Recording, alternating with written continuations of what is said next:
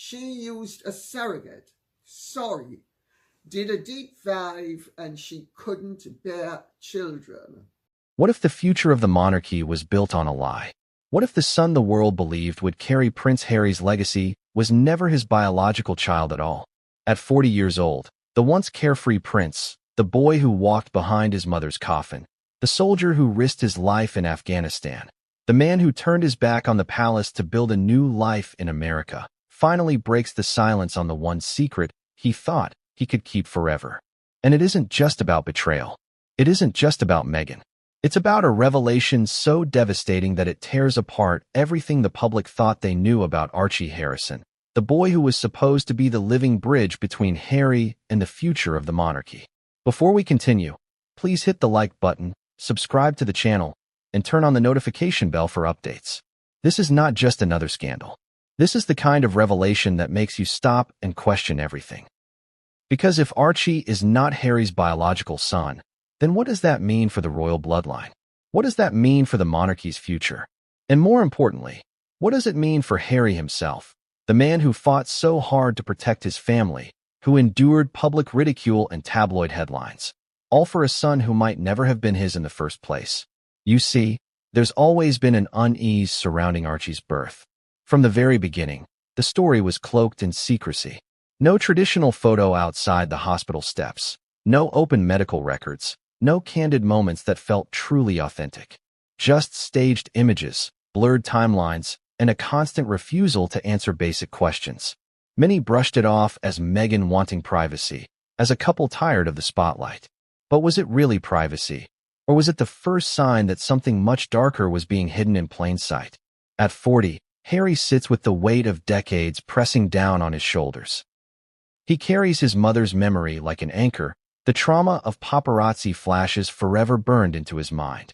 He remembers the lonely halls of Kensington Palace, the bitter feud with his brother William, the desperate search for freedom that led him across the Atlantic. And now, on top of all of that, he carries the suspicion that the son he's loved, the boy who called him Papa, might not share his blood. How do you live with that kind of torment? How do you smile for the cameras, wave to the crowds, and preach about love and authenticity when you're choking on a secret that could destroy everything? Let me ask you this. If you were Harry, would you want the world to know? Would you risk the shame, the humiliation, the questions that would never stop, just to speak your truth? Or would you keep it buried, convincing yourself that love is stronger than DNA, that fatherhood is more about heart than biology? This is the contradiction that has haunted him for years.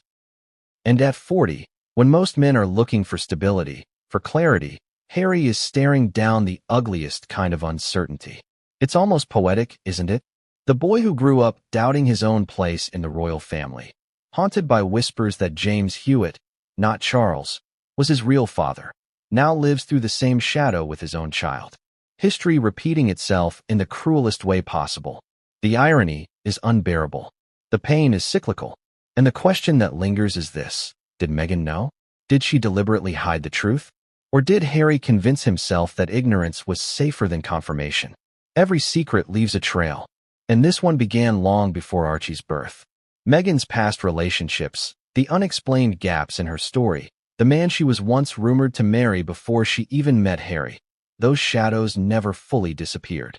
For years, the royal machine worked overtime to silence the whispers, to shield the couple from scrutiny, to present Archie as the unquestionable heir of a new royal era.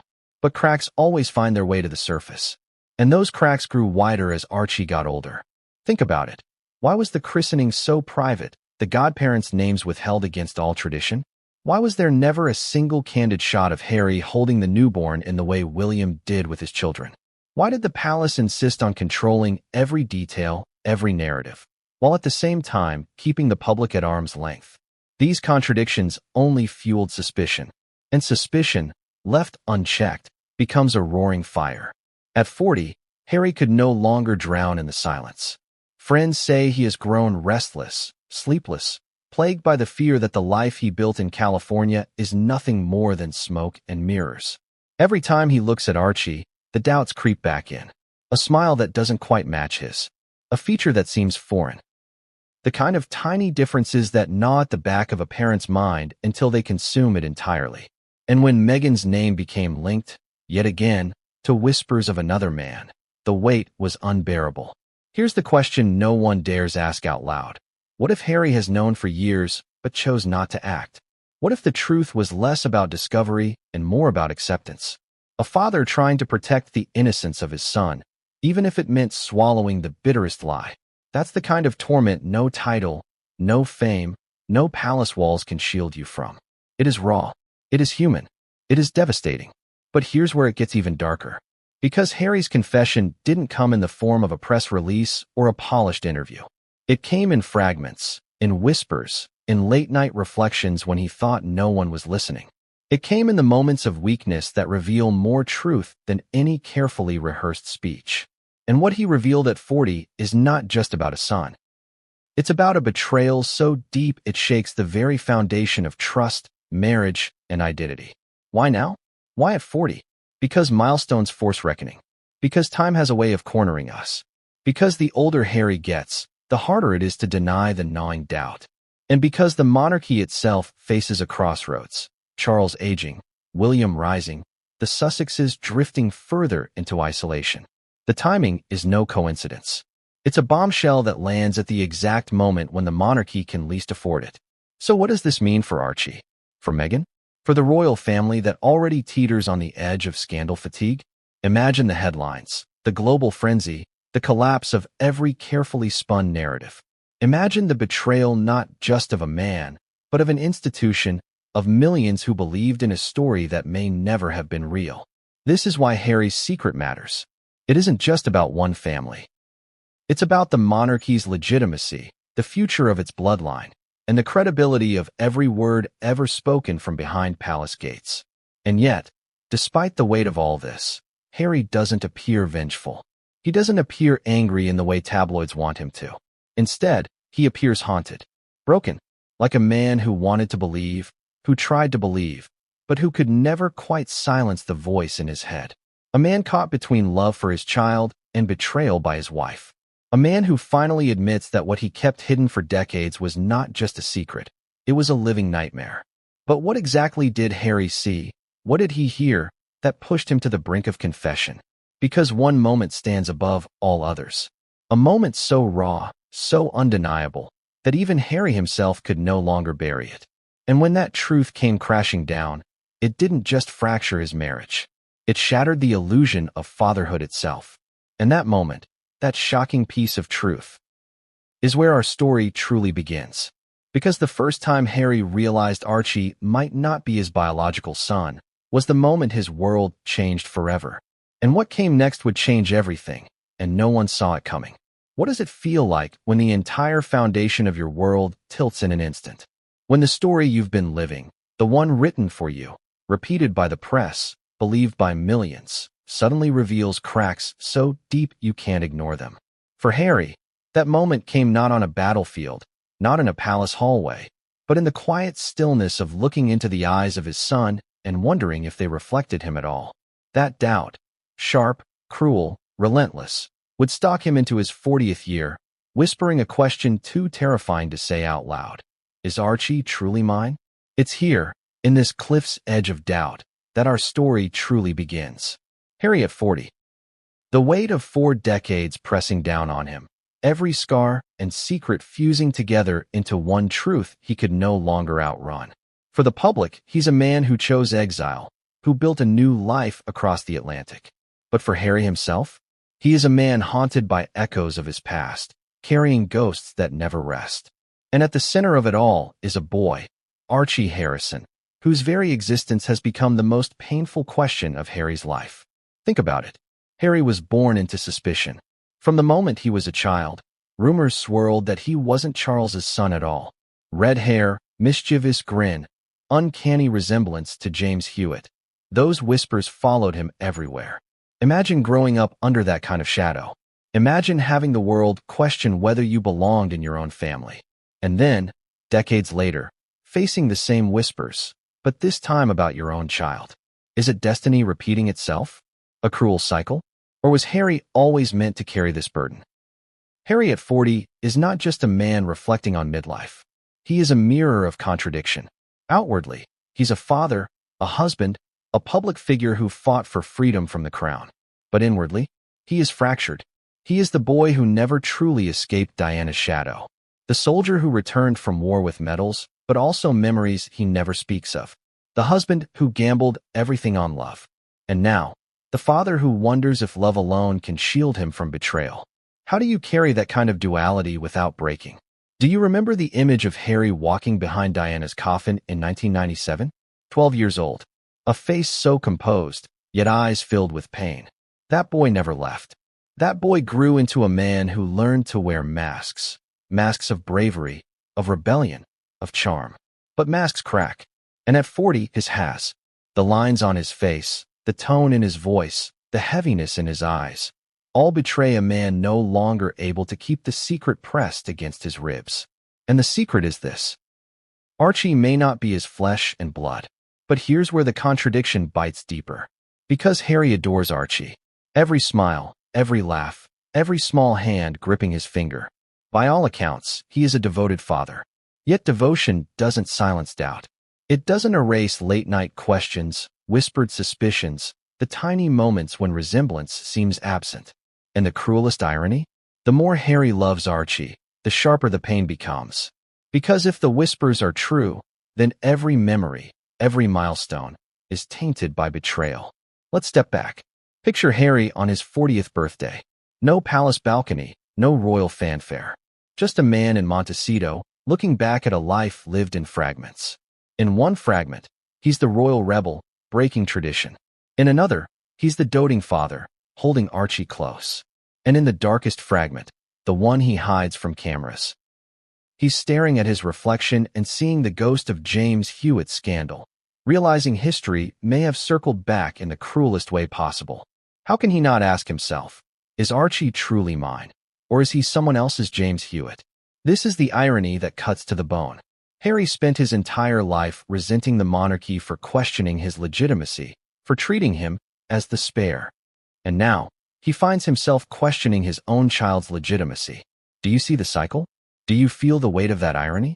It's betrayal wrapped in irony, pain laced with memory, the sins of the past bleeding into the present. And Harry, at 40, finds himself at the very center of it. So how did he reach this breaking point? It wasn't sudden. It wasn't one dramatic revelation. It was years of accumulation. Small doubts, odd silences, whispers he brushed off at first, but which grew louder with time. Meghan's past resurfacing in rumors, her old connections stirring suspicion. And then Archie's birth, the secrecy, the inconsistencies, the refusal to share details, adding fuel to a fire Harry tried desperately to smother. But fires ignored do not die. They grow. And here's the cruel truth. Harry tried to ignore it.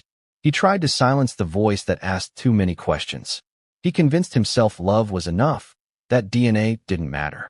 He wrapped himself in fatherhood like a shield. But shields crack. And at 40, his shield lies shattered. Because love may conquer many things, but it cannot erase betrayal. It cannot silence the question that haunts him every time he looks into Archie's eyes. Is he truly mine? Think about your own life for a moment. Imagine raising a child, loving them fiercely, only to hear whispers that they may not be yours. Imagine the confusion, the rage, the helplessness. Would you want to know the truth?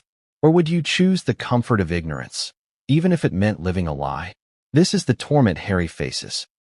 And at 40, the torment has reached its peak. Here's the contradiction that makes this story so human, so devastating. Harry doesn't want to lose Archie. He doesn't want the world to see him as a man betrayed, as a father who wasn't really a father. And yet, he also cannot silence the truth. His love battles his doubt. His heart wars with his mind. And in that war, no one wins. Only scars remain. So what did Harry do? Did he confront Meghan? Did he seek answers? Did he dare demand the truth? The answer, for years, was no. He stayed silent. He chose love over confrontation. But silence is not peace. Silence is poison. And as Harry approached 40, the poison grew unbearable. His confession wasn't an explosion. It was a slow bleed, the inevitable cracking of a man who carried too much for too long. And this is where the story sharpens. Because Harry's silence didn't just protect Meghan. It didn't just protect Archie. It protected the monarchy itself. The irony of it all. The man who fled the crown, who accused it of cruelty and lies, kept his own lie to shield it. Do you see the layers of contradiction here? Do you see the tragedy? Harry wanted freedom, but his silence chained him. He wanted truth, but his love demanded secrecy. And at 40, he could no longer balance the two. The question now is this: what finally broke him? What was the moment that turned doubt into confession? What did he see? What did he hear that made silence impossible? Because there was a moment, a singular, undeniable moment that forced Harry to face the truth. And it wasn't in a courtroom. It wasn't in a palace. It was in his own home, in the quiet of family life, when the mask slipped and reality crashed in. And that moment, that fracture in his carefully constructed world, is where the next chapter begins. Because the birth of Archie, the fairy tale the world celebrated, was never what it seemed. And once the cracks began to show, nothing could stop the collapse that followed. From the outside, it was a fairy tale. The glowing photographs, the polished press releases, the smiling couple telling the world they had just welcomed a healthy baby boy. The media headlines screamed history in the making. Archie Harrison, the first biracial royal child, the symbol of a modern monarchy. But if you looked closer, if you studied the edges of those glossy images, something always seemed off. Too staged, too controlled, too carefully wrapped in secrecy. And it's within those shadows, hidden behind the smiling facade, that the cracks in Archie's birth story begin to show. Ask yourself this: why was Archie's birth treated so differently than every royal baby before him? William and Kate followed tradition, posing on the hospital steps, their newborn swaddled in blankets, the world watching. It was the kind of openness the monarchy prided itself on, a way of saying to the people, this child belongs to history. But Harry and Meghan broke that tradition. They refused the steps, refused the photos, refused even to release basic medical details. Why? What were they hiding? At first, the palace spun it as privacy. Meghan deserved the chance to recover in peace. Harry wanted to shield his son from the intrusive cameras that haunted his own childhood. And for a while, the world accepted that. After all, who wouldn't sympathize with parents wanting to protect their newborn? But as the weeks passed, questions began to mount. The secrecy didn't feel like protection anymore. It felt like concealment. And concealment, when paired with whispers of Meghan's past, ignited suspicion. Let's go back to that day, May 6th, 2019. The announcement came not from the hospital, but from the palace, hours after Archie's alleged birth. No immediate photographs. No candid details. Just an oddly timed press release. By the time the couple appeared for the world's cameras, something already felt unusual. Meghan's appearance, the way she held the child, the awkward stiffness in Harry's body language. It didn't look like the joyous, chaotic glow of new parenthood. It looked staged, rehearsed, controlled. And then came the inconsistencies. Reports claimed Meghan had given birth at Portland Hospital, but hospital staff seemed unusually silent. No doctors came forward, no midwives gave the standard, smiling interviews. Even the birth certificate, when it was finally released weeks later, raised eyebrows. Dates didn't line up. Details seemed deliberately vague. Why would a couple so publicly scrutinized go to such lengths to blur something as straightforward as a baby's birth? Unless, of course, there was something they didn't want the world to see. Have you ever noticed how silence breeds louder questions than answers? That's exactly what happened. Online forums exploded with theories. Journalists quietly compared Archie's rollout with that of William and Kate's children. And behind palace walls, whispers circulated. This was not a typical royal birth. This was something else entirely. Something orchestrated. And here's where it gets even more intriguing. Harry's behavior, in those first days, didn't match the energy of a man ecstatic about fatherhood. Yes, he smiled. Yes, he spoke warmly. But there was a tension beneath his words, a nervousness in his tone. It's been the most amazing experience, he said in that first interview, his voice cracking slightly. But look closely at his eyes in that footage. They dart. They flicker. Almost as if he knows something he cannot say. Almost as if he is performing a role, not living a reality. Was it exhaustion? Was it nerves? Or was it the weight of a secret pressing down on him from the very first moment Archie was presented to the world? Now think about this. Meghan, a woman known for her meticulous control of image, ensured that everything about Archie's birth was shrouded in mystery. No public labor, no candid hospital exit, no casual royal baby moments. Every glimpse of Archie in those first months came through carefully chosen photographs, often released on the couple's own terms. Even the christening, an event steeped in royal tradition, was handled with a secrecy that infuriated the press. Godparents' names withheld. No open guest list. No transparency. Why break with every custom unless there was something to hide? Here's where the emotional sting cuts deep. For Harry, this wasn't just about tradition or rebellion. This was about doubt. Because behind the curtains, behind the polished photos, Harry was already wrestling with questions. Small details gnawed at him. Resemblances that didn't quite match. Timelines that felt blurred. And Meghan's insistence on secrecy only sharpened those suspicions. Was she protecting their privacy? Or was she protecting herself? Imagine being in Harry's shoes. You're holding your newborn son, the child you're supposed to love unconditionally. But in the back of your mind, a question keeps clawing at you. Is he really mine? Every smile feels tainted. Every lullaby sung at night feels weighted. How do you bond with a child when part of you fears you're bonding with a lie? But here's the contradiction, the cruel irony. Despite the secrecy, despite the doubts, Harry still loved Archie fiercely. He clung to the idea of fatherhood, desperate to believe that love was enough to silence suspicion. And yet, love cannot erase truth. Love cannot stop the gnawing voice in your head that whispers, something isn't right. And something wasn't right. Because even as Harry tried to bury his doubts, the outside world began digging. Rumors of Meghan's past resurfaced. Whispers of an old flame, a man who vanished from her story without explanation, began to swirl again. And suddenly, the secrecy surrounding Archie's birth wasn't just about privacy anymore. It was about paternity. The kind of speculation that could shatter a family, destroy reputations, and rewrite history. That's the thing about secrets. They grow. They spread. And once they're out, they can never be contained again. The world celebrated Archie's birth as the dawn of a new royal era. But beneath the smiles, beneath the staged photographs, the foundation was already cracking. And Harry knew it. He may not have admitted it out loud, not then.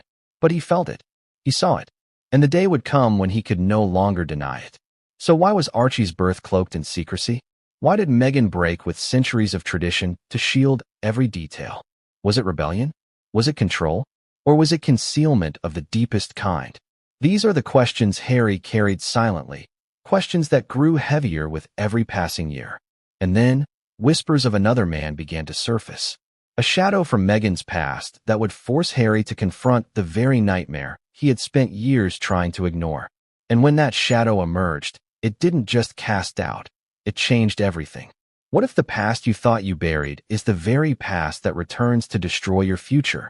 For Meghan Markle, the carefully crafted narrative of a self-made actress turned duchess was meant to be flawless. A fairy tale of reinvention, of escaping obscurity and stepping into royalty. But here's the truth. Every reinvention leaves behind footprints. And in Meghan's case, those footprints trace back to shadows she desperately hoped the world would never follow. Because hidden in that past is a man who, according to whispers, never truly left her story. A man whose existence collides directly with Archie Harrison's. Before she was Meghan, Duchess of Sussex, she was Meghan Markle, actress, blogger, hustler in Hollywood's relentless grind. She was a woman who fought for roles, who built connections, who lived the life of someone always trying to climb higher. But she was also a woman with relationships, with engagements, with stories that never fully saw the light of day. And one of those stories, perhaps the most explosive of them all, involved Joe Giuliano. Now let's pause here. How many of you have heard his name? For most people, he's a ghost, a footnote in the Meghan timeline scrubbed clean when royal life began. But rumors swirl that Meghan and Joe were once much more than casual. Some say they were engaged. Some claim they were already talking about children before Meghan even crossed paths with Harry. And then, suddenly, he vanished from her narrative, erased like a character written out of a script. Why?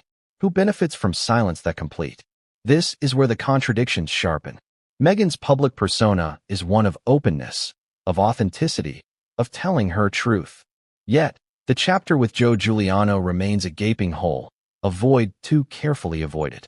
If Meghan is so open, why the silence here? Why the determination to erase him? Unless his story threatens the very foundation of the life she built with Harry. Let's bring Archie back into this picture. The timeline of Meghan's relationship with Joe versus her whirlwind romance with Harry raises eyebrows. Overlaps, crossings, moments that don't fit as neatly as the palace would prefer. Was Joe still in the frame when Meghan met Harry?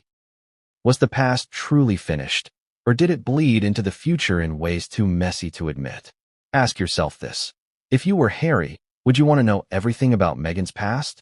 Or would you prefer to believe the sanitized version, the one polished for public consumption?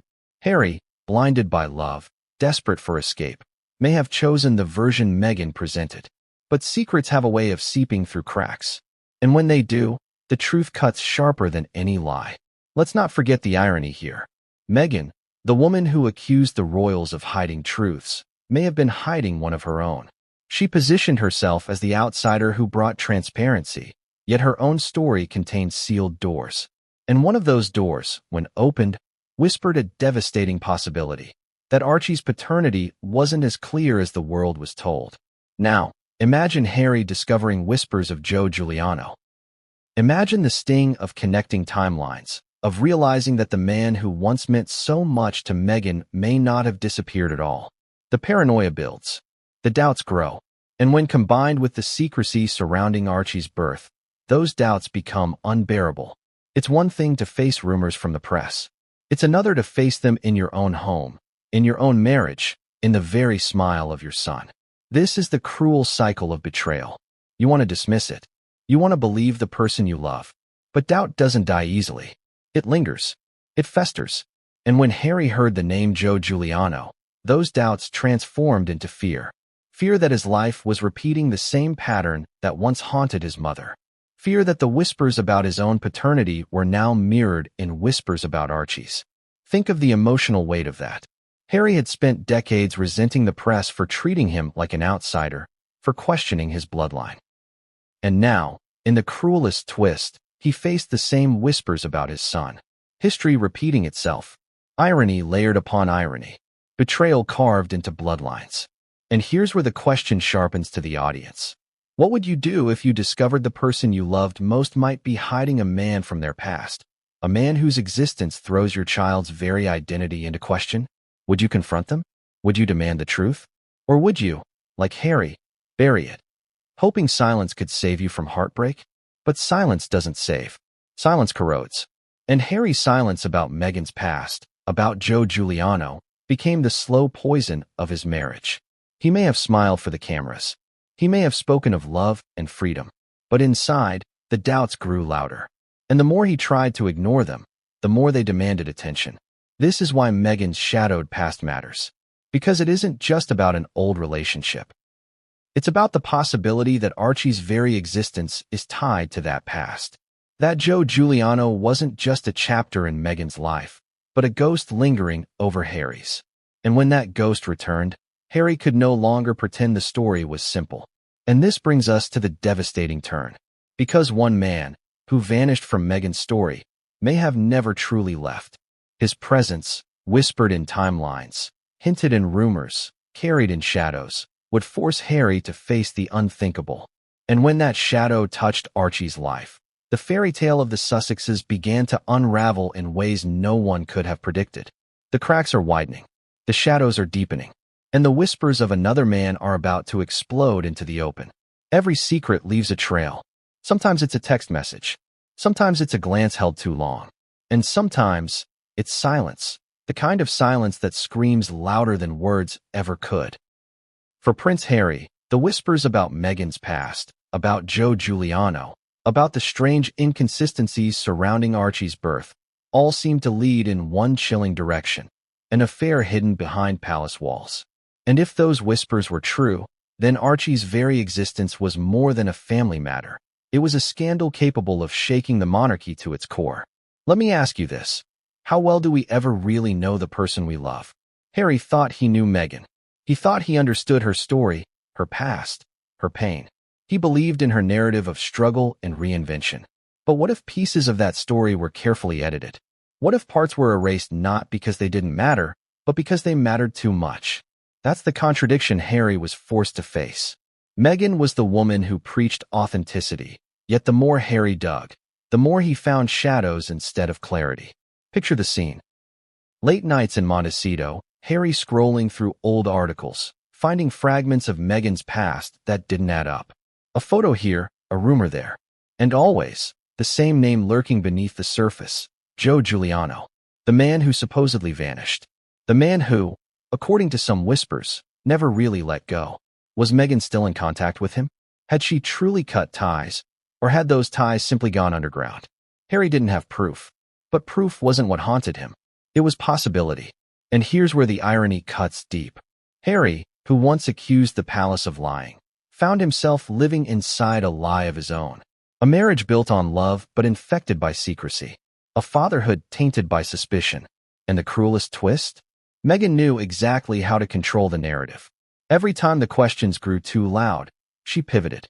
She changed the subject. She flooded the press with another story. She made Harry doubt himself, not her. Classic misdirection, sleight of hand on a royal scale. Think about this. Meghan's mastery of image wasn't just for Hollywood, wasn't just for the press. It was for Harry too. She knew how to play the role of the wronged wife, the misunderstood duchess, the loving mother. But behind closed doors, the role may not have matched the reality. And Harry, desperate to protect his family, played along. He wanted to believe. He needed to believe. Because if he didn't, everything collapsed. But every secret leaves a trail. And eventually, Harry stumbled across something he couldn't ignore. Maybe it was a message. Maybe it was a conversation overheard. Maybe it was a photograph he couldn't explain. The specifics remain shrouded, but what's certain is this. Harry found something tangible, something real. And in that moment, all the doubts he had buried exploded into undeniable truth. Meghan had not been faithful. The whispers of an affair were no longer whispers. They were a scream. Pause for a moment and imagine the emotional earthquake of that realization. The woman who convinced you to leave your family, your homeland, your legacy, betraying you behind your back. The woman you defended to the world, sacrificing your own reputation, keeping secrets you never saw coming. The irony is cruel. The betrayal is staggering. And for Harry, the devastation was absolute. Do you feel the weight of that contradiction? Harry fled the monarchy for love. He gave up everything to build a life with Meghan. And in return, he discovered she may have given her love to someone else. That's not just betrayal. It's annihilation of trust. It's humiliation on a global stage. Because if Meghan had an affair, then the question of Archie's paternity isn't just rumor. It's a possibility too painful to ignore. But betrayal doesn't just sting once. It lingers. It echoes. And for Harry, the discovery of proof was only the beginning. Every memory with Meghan was tainted. Every smile turned into a question mark. Every affectionate glance became suspect. And as he replayed the past in his mind, the puzzle pieces began to rearrange themselves. The secrecy, the refusals, the inconsistencies. Suddenly, they all made sense. Or worse, they made a different kind of sense entirely. And here's the cruel irony. Meghan didn't break when confronted. She didn't collapse in guilt. She didn't confess. She fought back. She deflected.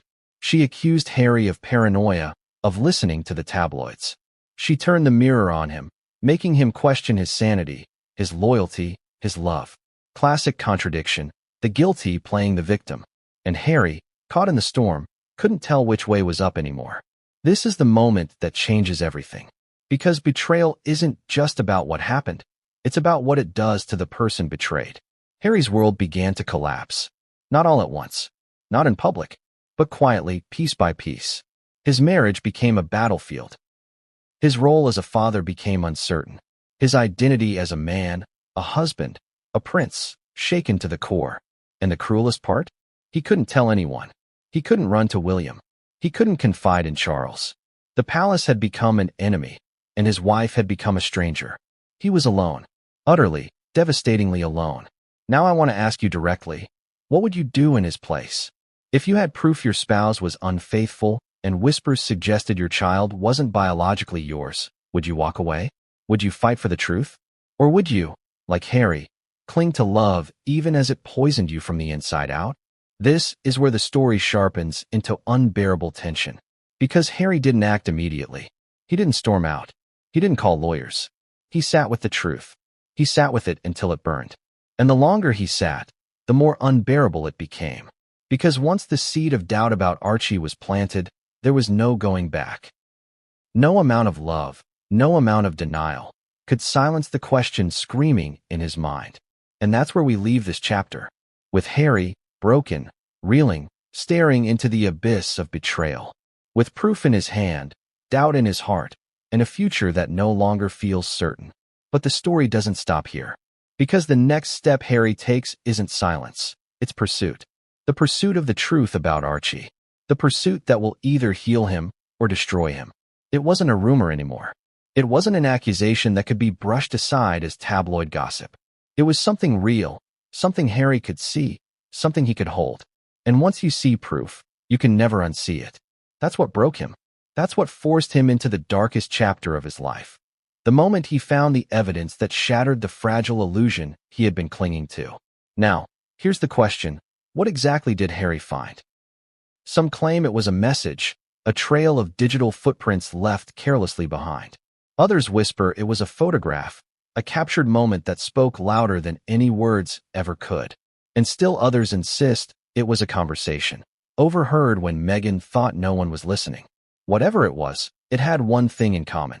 It confirmed every nightmare Harry had been trying to ignore. Imagine this scene. Late at night, the house quiet, Montecito wrapped in stillness. Harry alone, restless, scrolling through Meghan's phone or her laptop, or perhaps rifling through papers he was never meant to see. His hands shaking, his chest tight, as he uncovers the kind of proof that turns love into betrayal in an instant. A name he recognized, words that didn't belong to him, affection meant for someone else. Can you feel the punch of that moment? The collapse inside his chest? Because this wasn't some vague suspicion. This wasn't a fleeting doubt. This was undeniable. Meghan had crossed a line. And suddenly, all of Harry's carefully built defenses crumbled. The secrecy around Archie's birth, the silence about Meghan's past, the odd gaps in timelines, the whispers of Joe Giuliano, all of it fused into one horrifying picture. And the picture was betrayal. But betrayal cuts deeper than love. It redefines everything. Harry replayed every moment of their relationship in his mind. Every kiss, every laugh, every whispered promise in the dark. And now, layered over those memories, was a question mark. Was it real? Or was he just a pawn in a larger game? The contradiction gutted him. He had left his family, his country, his crown, for her.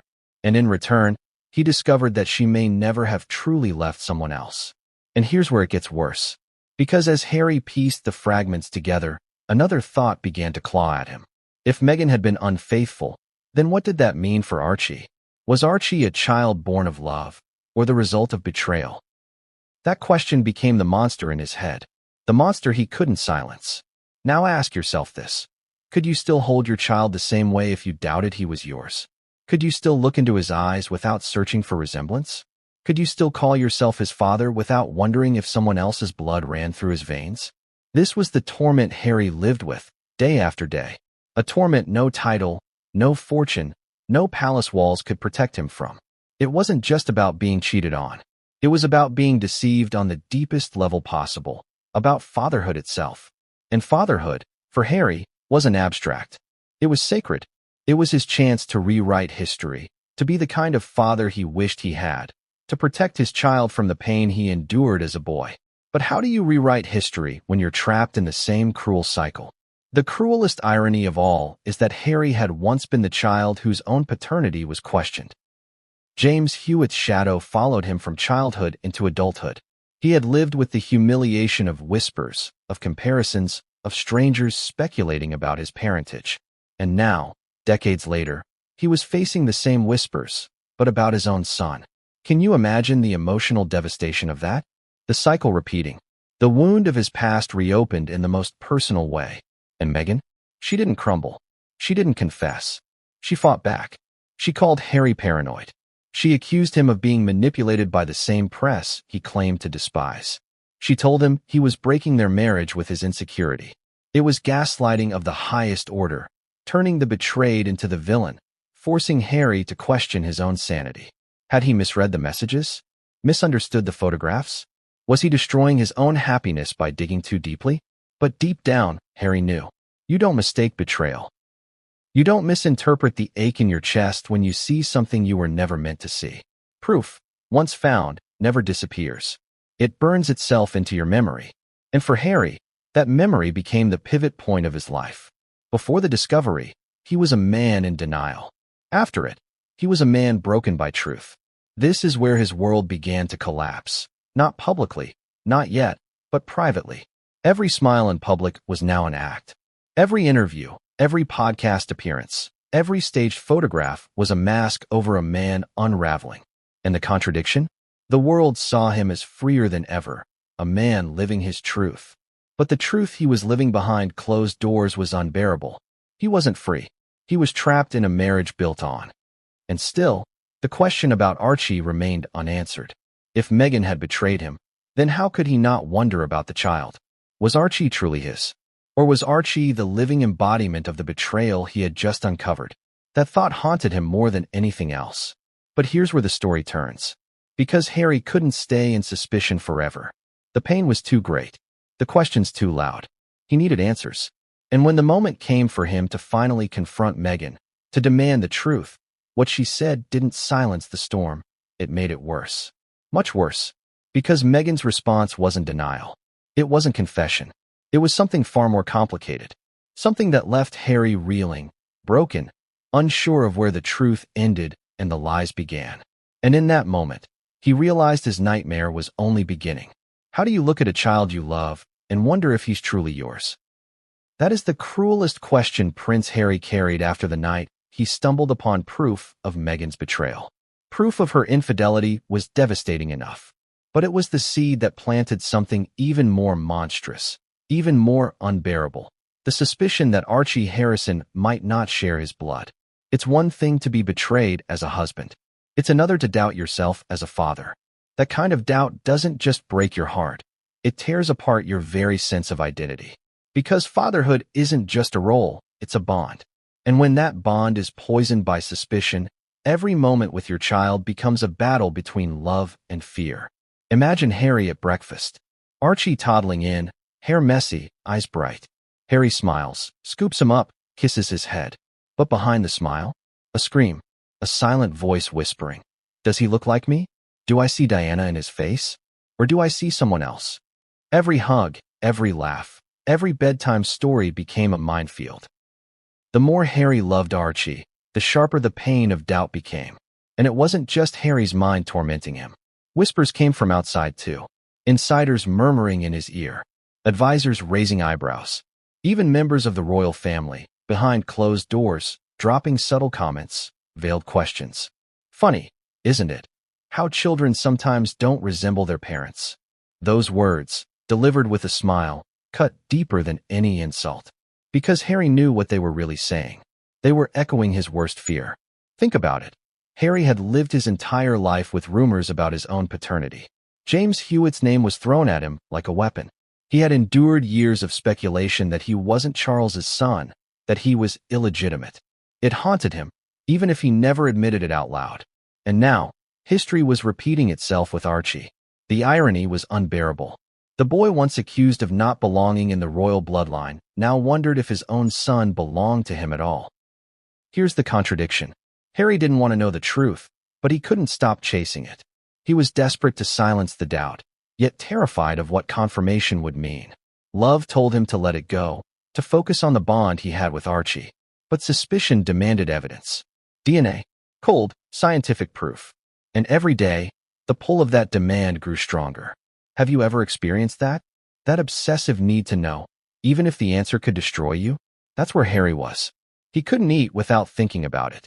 He couldn't sleep without dreaming about it. The thought gnawed at him constantly. And the cruel twist? The more Meghan resisted his questions, the more convinced he became that she was hiding something. And Meghan did resist. Every time Harry brought up the idea of clarity, of DNA, she snapped. She called him paranoid. She accused him of being brainwashed by the press. She told him he was destroying their marriage with his insecurities. But to Harry, her defensiveness wasn't reassuring. It was damning. Why would a mother refuse to prove the truth unless there was something to hide? This is where the story takes a darker turn.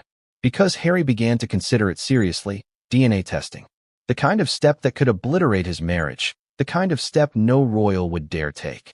But in his private agony, he wondered, was it worse to live with suspicion forever, or to face the truth once and for all? And here's where the emotional sting cuts deepest. Harry didn't just doubt Meghan. He doubted himself. Was he strong enough to face the truth if Archie wasn't his? Could he still love his son the same way? Could he raise him without resentment? These weren't questions of politics or image. These were questions of the soul. And no crown, no palace, no PR machine could answer them for him. Think about the irony here.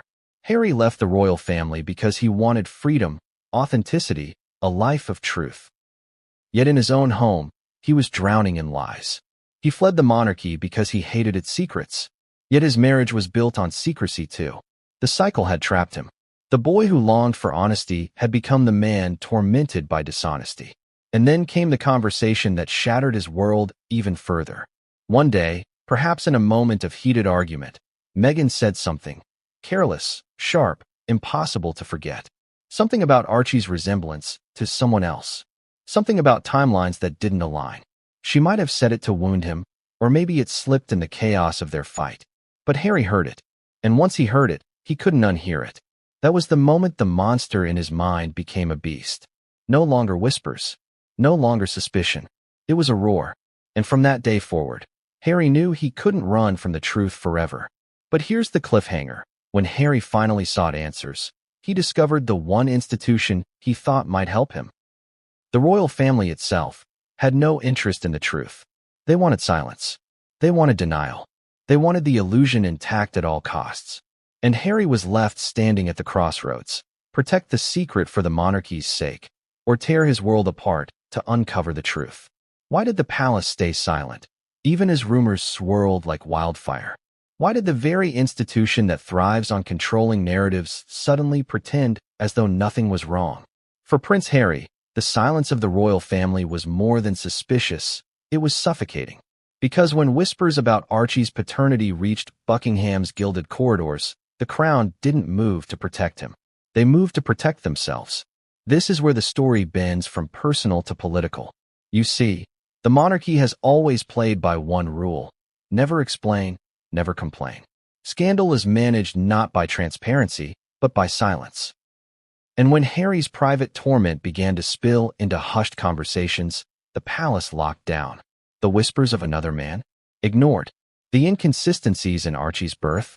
Denied. The possibility that the bloodline itself might be compromised?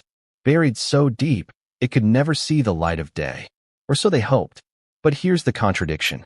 The palace knew. They always know. Their network of courtiers, aides, and informants has always been their strongest weapon. If Harry heard the whispers, you can be certain the crown heard them louder, sooner, and in far greater detail. Which means that when they chose silence, it wasn't ignorance, it was strategy.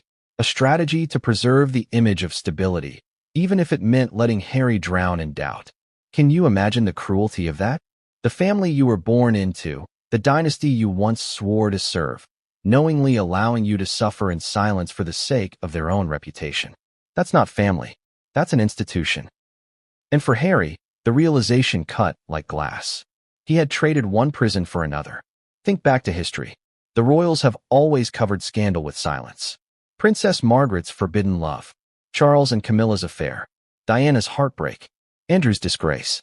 Every one of these stories was at first ignored, denied, or buried until it exploded beyond their control.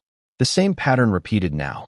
Only this time, the secret wasn't just about love affairs. It was about the bloodline itself. And that made it even more dangerous. Because here's the irony. The monarchy's entire legitimacy rests on blood. The idea that royal blood is sacred, unbroken, and pure. If Archie's paternity was in question, it wasn't just Harry's marriage at risk. It was the crown itself. A child introduced to the world as a royal, possibly not carrying royal blood, the headlines would have obliterated them. The monarchy's image, already fragile, might never recover. And so, silence wasn't just convenient. It was survival. But for Harry, Silence was suffocation. Each day, he waited for someone, anyone, in the family to acknowledge his pain. A brother, a father, a grandmother. But none came. William kept his distance. Charles busied himself with duty. Even the late Queen, who had always been his anchor, offered nothing but icy detachment. Harry was left to bleed privately while the institution wrapped itself in tradition. And here's where the emotional knife twists deeper. Harry had fled the royal family because he believed it suffocated him, because he believed they never cared about his mental health, his happiness, his truth. Yet even in exile, even across the ocean, the crown still controlled his story. Their silence wasn't absence. It was a command, a warning, that if he dared speak the truth, he would be crushed under the weight of monarchy's survival instinct. Let me ask you, what would you do?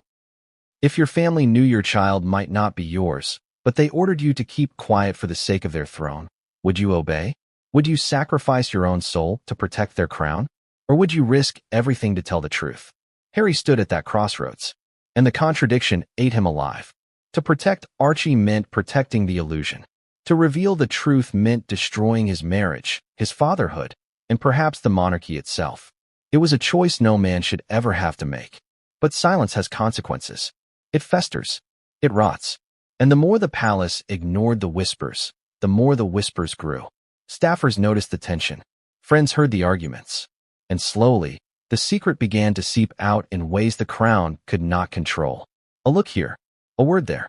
And suddenly, what had been private torment became a public rumor. This is the turning point. Because once the palace's silence was no longer enough, Harry knew the storm was coming. He could feel it in the press circling closer. He could see it in the smirks of courtiers who thought they knew more than they should. And he could hear it in Meghan's sharp replies, her insistence on secrecy, her refusal to even entertain the possibility of DNA.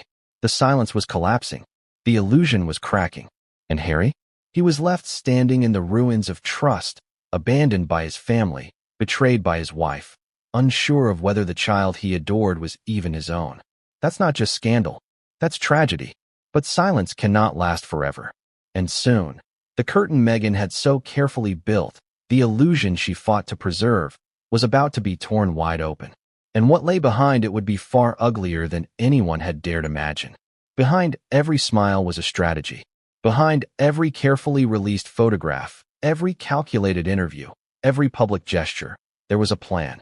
Meghan Markle didn't just live life, she curated it. She constructed an image of authenticity, of vulnerability, of being a woman misunderstood by the world. And yet, the deeper you looked, the more it all felt like theater. A performance. A perfect illusion. Ask yourself this. When have you ever seen Meghan unguarded? When has she ever allowed the cameras to catch her off-script, unrehearsed, raw? Almost never. Every time she steps into the spotlight, she is polished, poised, deliberate. Even the moments meant to feel candid carry the sheen of rehearsal. And that's what made Harry's doubts grow even sharper. Because if Meghan could perform so flawlessly for the world, what role was she playing in their marriage? This is where contradiction becomes unbearable. Meghan positioned herself as the woman of truth, the one who spoke out against the crown, the one who exposed racism, the one who claimed to live without pretense. Yet, the more Harry looked, the more pretense he saw. The secrecy around Archie's birth, the refusal to release details, the withholding of godparents' names, the obsessive control over their public narrative. That's not transparency. That's manipulation. That's the art of illusion. And Harry wasn't the only one to see it. Staffers who once worked for Meghan whispered about her intensity, her obsession with image. Friends from her past spoke about how relationships often ended when Meghan no longer needed them. Everything, they said, was about the climb, the optics, the story she was telling the world. So why would motherhood, why would marriage, be any different? Here's the irony. Meghan's control was both her strength and her weakness. It allowed her to build an empire of sympathy, to win over millions with her story. But it also made every crack in the facade more glaring. Every inconsistency became a scandal. Every unanswered question became fuel for suspicion. And Archie's birth, shrouded in secrecy, wrapped in contradictions, was the ultimate crack. Harry lived inside that illusion. At first, he believed it. He wanted to. Meghan offered him escape from the institution that suffocated him. She gave him love, warmth, freedom, or so he thought. But over time, the illusion began to feel suffocating too. He couldn't tell where reality ended and performance began. He couldn't tell if Meghan was being his wife or playing a role for the world. Can you imagine that torment? To share a life with someone and never be sure if they're showing you their true self or just another mask. That was Harry's reality. The more he tried to peel back the layers, the more resistance he met. Meghan deflected. She pivoted. She turned the spotlight back on him. And Harry, desperate for answers, only found himself deeper in confusion. And then came the ultimate question. If Meghan had curated every part of her public life, had she curated Archie too? Was Archie's story, the secrecy, the staged photos, the controlled narrative, part of a larger performance? Was he a symbol crafted for the world, rather than the flesh-and-blood child Harry believed he was? The thought was horrifying. But once it entered Harry's mind, it never left. This is where the emotional beats spike. Harry wasn't just questioning his marriage anymore. He was questioning fatherhood itself. He was questioning whether the boy he cradled was truly his, or whether he was part of Meghan's carefully constructed illusion. And the more Meghan fought to control the narrative, the less believable it became. Because transparency doesn't fear scrutiny. Lies do. Do you see the irony here? Meghan accused the royal family of hiding truths, of living behind illusions. And yet, in Harry's eyes, she was guilty of the same. The palace protected its crown with secrecy. Meghan protected her image with secrecy. And Harry was the pawn caught in the middle of both illusions, suffocating in silence. Now let me ask you, if the person you loved most built their life around performance, how would you ever know if they were telling you the truth? How would you ever know if the child you raised together was truly yours, or just another role in the script? This is the contradiction Harry couldn't escape. The love of his life was also the architect of his greatest doubts. The mother of his son was also the author of his deepest fears. And as he watched Meghan double down on control, shaping narratives, silencing questions, tightening her grip on the story, he realized something chilling. Because the curtain Meghan had drawn so carefully, the illusion she worked so hard to protect, was about to rip wide open. And when it did, what spilled out wouldn't just be a crack in the story. It would be an explosion. The moment came when Harry could no longer stay silent. For years, he had lived with whispers in his head, doubts clawing at his heart, secrets pressing against his ribs like a weight that wouldn't let him breathe. But one evening, in the quiet of their Montecito home, the storm he had tried to bury finally broke. The confrontation with Meghan, raw, unfiltered, explosive, was unlike anything he had ever experienced before.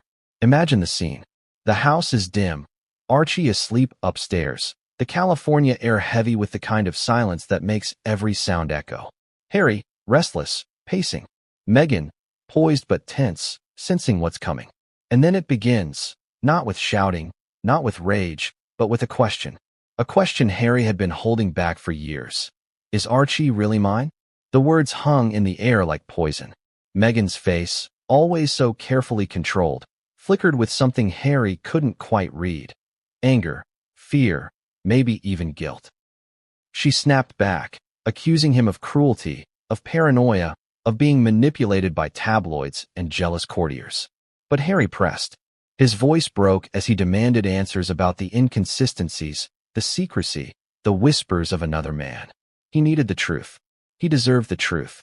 And Meghan knew it. This is where the emotional spikes cut deepest. Harry wasn't shouting in anger. He was pleading in desperation. A man broken, a father in torment, a husband betrayed. His eyes wet, his voice shaking, he laid bare the nightmare that had consumed him. I look at him every day and I love him. But I can't stop asking myself if he's mine. Do you know what that does to me? To us. But Meghan didn't fold. She didn't crumble. Instead, she turned the confrontation into a counterattack. She accused Harry of being no better than the family he fled. She said his doubts made him just like the press, just like the institution that had destroyed his mother. She weaponized his pain, turning his questions into accusations against his character. And in that moment, Harry realized something devastating. Meghan wasn't trying to reassure him. She was trying to silence him. Can you feel the contradiction here? Harry wanted love, truth, honesty. Meghan gave him deflection, manipulation, performance. The more he begged for answers, the more she twisted the knife. She told him he was imagining things, that his trauma made him paranoid, that his own brokenness, not her actions, was the problem. It was gaslighting on a level so brutal that Harry began to question his sanity. Was he losing his mind? Or was he finally seeing reality for what it was? And here's the cruelest part. In that confrontation, Meghan let something slip. Not a confession, not a clear admission, but a phrase, a look, a fragment of truth too sharp to ignore. Something about Archie's unique circumstances. Something about timing that wasn't ideal. Words delivered in anger that Harry couldn't forget, couldn't rationalize, couldn't explain away. Words that suggested she knew more than she wanted him to know. That was the crack. The moment Harry realized the truth might be uglier than his worst fears. Because Meghan didn't deny it outright. She danced around it. She attacked him instead. And Harry understood then that silence had never been about privacy. It had always been about control. Let me ask you this. What would you do if the person you trusted most refused to give you a straight answer about something this life-altering? Would you believe their silence as innocence? Or would you see it for what it was, an admission wrapped in deflection? Harry's heart broke that night. Not because he had confirmation, but because he didn't. Because Meghan's refusal to deny outright was, in its own way, a confession. It left him trapped in a limbo more painful than truth itself. A limbo where every smile from Archie was both joy and agony, where every word from Meghan was both love and betrayal. And yet, Harry didn't walk away. Not then. Not yet. Because love, even poisoned love, has its chains. Because fatherhood, even questioned fatherhood, has its grip. He told himself he needed proof. Cold, undeniable proof. And until then, he would endure. But inside, something had shifted. The man who once defended Meghan at all costs now looked at her and saw someone capable of destroying him. And Meghan? She knew. She saw the shift in his eyes, the fracture in his trust. And she knew that the battle was no longer about love. It was about survival. Because the day Harry stopped protecting her would be the day her illusion shattered. This is where the tension reaches its breaking point. The confrontation didn't give Harry closure. It gave him clarity. He couldn't bury the truth any longer. He couldn't ignore the monster in his head. And he couldn't stop asking the one question that had come to define his life. Who was Archie's father? But Meghan's answer, or lack of it, was only the beginning. Because in the shadows of their marriage, another figure was waiting. The man whose name had haunted Harry for years. The man Meghan had erased from her story. The man who now loomed over everything like a ghost come back to life. And soon, that man's shadow would step into the light. It's in character. Every illusion has a shadow. And in Harry's nightmare, that shadow was another man. The one Meghan had erased from her narrative. The one whose name resurfaced in whispers whenever Archie's paternity was questioned. His presence wasn't visible on stage, but he was there, lurking behind the curtain, shaping everything Harry now feared to be true. This was the other man. Think about it. Every person has a past. But Meghan's past wasn't just a list of forgotten names. It was a carefully scrubbed script. Ex-husband Trevor Engelson.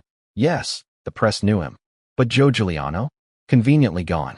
His existence barely acknowledged, their alleged engagement erased, timelines blurred. Too blurred. Almost like someone had gone out of their way to bury him. And here's the uncomfortable truth. Things that are buried are rarely harmless. They're buried because they're dangerous. Now, imagine Harry's torment. He's living with a wife who won't give him straight answers.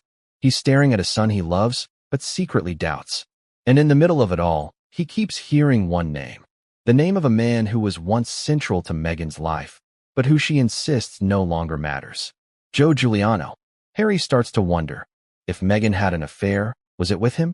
If Archie's blood doesn't match Harry's, could it match Joe's? The thought is unbearable, but once it enters his mind, it never leaves. He starts noticing details. Archie's features, small things, his eyes, his nose, his hair. Every father sees himself in his child, but Harry can't find himself in Archie. Instead, he sees hints of someone else. And that someone else isn't William, isn't Charles, isn't Diana. It's a stranger. Here's the irony. Harry was once defined by whispers that he was the other man's son. The world compared his hair to James Hewitt's. They joked about Charles not being his real father. For decades, Harry lived with the humiliation of being branded illegitimate. And now, the cruelest cycle of all, his own son carrying the same shadow. Only this time Harry was on the other side of the question. But who exactly was this man? Joe Giuliano, by most accounts, was Meghan's great love before Harry. A man she was allegedly engaged to. A man who, according to some sources, wanted to build a family with her. A man whose disappearance from her life story was too sudden, too complete, to be natural. Did Meghan end it? Did she cut him out when she set her sights on Harry? Or did he remain in the background, a ghost she never truly let go of? For Harry, the possibilities were endless and terrifying. Was Archie the child of love or the child of betrayal? Was he a symbol of Harry's future or a reminder of Meghan's past? Every time he looked at Archie, those questions pierced deeper. Now let's add another layer. People around the couple began to whisper. Staffers noticed Meghan's secrecy, her unexplained phone calls, her trips that didn't always align with her public calendar. Friends of friends hinted at connections that weren't fully severed. Nothing concrete. Nothing Harry could take to a lawyer or a court, but enough to deepen the wound in his chest. Enough to convince him that the ghost of Joe Giuliano wasn't just in his imagination. And Meghan's behavior only sharpened the suspicion. Every time Harry tried to bring it up, she dismissed it. She called him paranoid. She accused him of not trusting her. She flipped the script, making him the villain for even asking. But if there was nothing to hide, why the fury? Why the defensiveness? Why the silence? Here's where the contradiction burns brightest. Meghan built her public persona on truth, on bravery, on exposing the monarchy's cruelty. Yet in her marriage, she silenced Harry's truth. She punished his bravery. She used the same tactics the monarchy had used against her. Deflection, dismissal, denial. She became the very thing she claimed to hate. And Harry? He was trapped. Because how do you fight a ghost?